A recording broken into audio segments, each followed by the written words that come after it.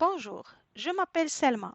L'objectif de cette nouvelle capsule est de vous initier à un nouveau champ de l'intelligence artificielle qui est l'IA générative. En mars 2023, Bill Gates, le cofondateur de la fameuse société Microsoft, a posté sur son blog le message suivant.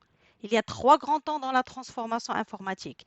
Il y a eu le temps de l'Internet, le temps du mobile et aujourd'hui, c'est le temps de l'IA générative.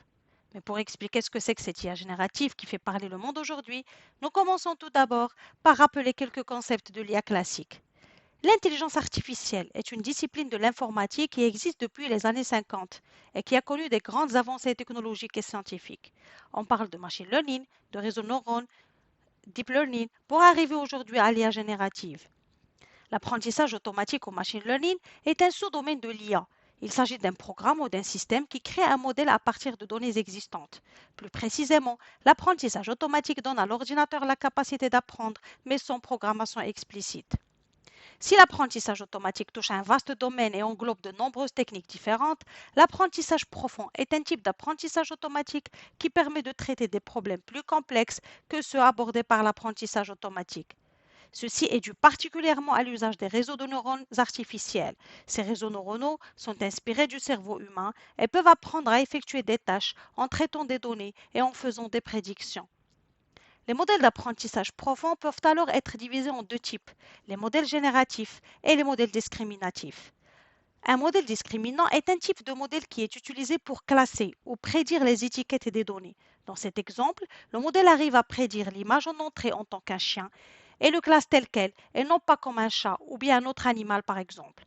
Quant au modèle génératif, et en plus de sa capacité de prédire que c'est un chien, il peut également générer une nouvelle image d'un chien, d'où le nom du modèle génératif. Nous examinons maintenant la place de l'IA générative dans la discipline de l'IA. L'IA générative est alors un sous-domaine de l'apprentissage profond qui crée de nouveaux contenus à base de ce qu'elle a appris du contenu existant. Pour ce faire, l'IA générative utilise des réseaux neuronaux artificiels et plus précisément un modèle génératif pour traiter de vastes données non structurées. Dans ce cas, le processus d'apprentissage de l'IA générative permet la création d'un modèle statistique en tentant d'apprendre des motifs structurés à partir du contenu non structuré. Ainsi, lorsqu'on donne un prompt ou bien une instruction, l'IA générative utilise ce modèle statistique pour prédire une réponse possible et générer un nouveau contenu, chose qui n'est pas possible à l'aide de l'IA classique. Une deuxième caractéristique de l'IA générative par rapport à l'IA classique, c'est qu'elle permet de créer des ponts entre les différents domaines, tels que par exemple le traitement du langage naturel ou le domaine de l'imagerie. On part d'un texte pour faire une vidéo, d'une vidéo pour faire un podcast ou bien faire des slides à partir d'un fichier audio, ce qui crée donc des liens multimodaux. Une bonne façon de distinguer ce qui relève de l'IA générative et ce qui n'en relève pas est illustrée sur le schéma suivant.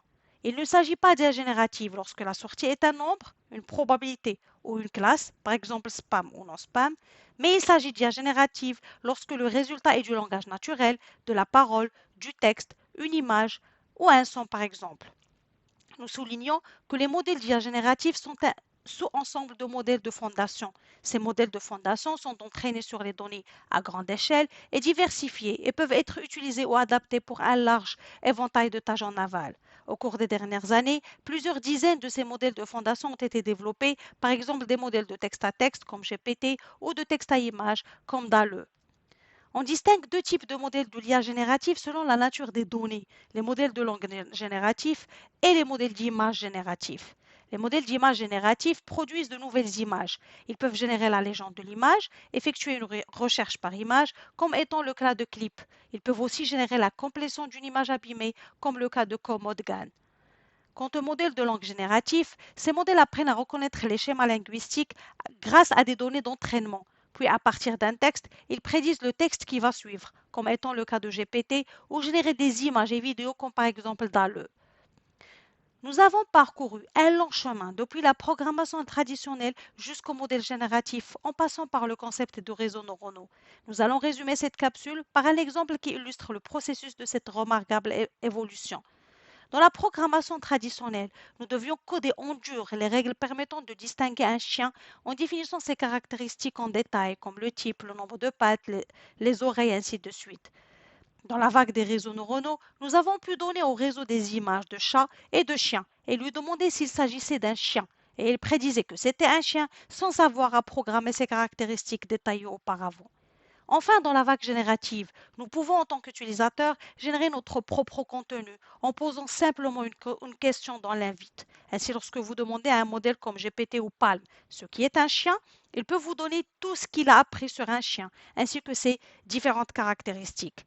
Il faut noter ici que cette démarche ne ressemble pas à celle effectuée dans un moteur de recherche. En effet, lorsqu'on tape une question dans un moteur de recherche, on aura une liste de réponses probables. Par contre, avec l'intelligence artificielle générative, on va poser des questions, on va converser et on aura la meilleure réponse au bout de plusieurs conversations avec la machine. Ainsi, si l'intelligence artificielle classique permet de prévoir, classer ou bien encore faire des analyses en se basant sur des méthodes d'apprentissage automatique ou profond dans divers domaines, l'IA générative permet de créer des ponts entre ces différents domaines, ce qui crée des liens multimodaux. La deuxième grande différence, c'est que l'IA générative permet de créer du nouveau contenu, créer de la connaissance et donc créer de nouvelles possibilités et mener vers de nouveaux horizons. La troisième grande différence, c'est qu'avec l'intelligence artificielle générative, on rentre dans un nouveau mode qui est le mode de conversation. Sur ce, c'est la fin de cette vidéo. À bientôt.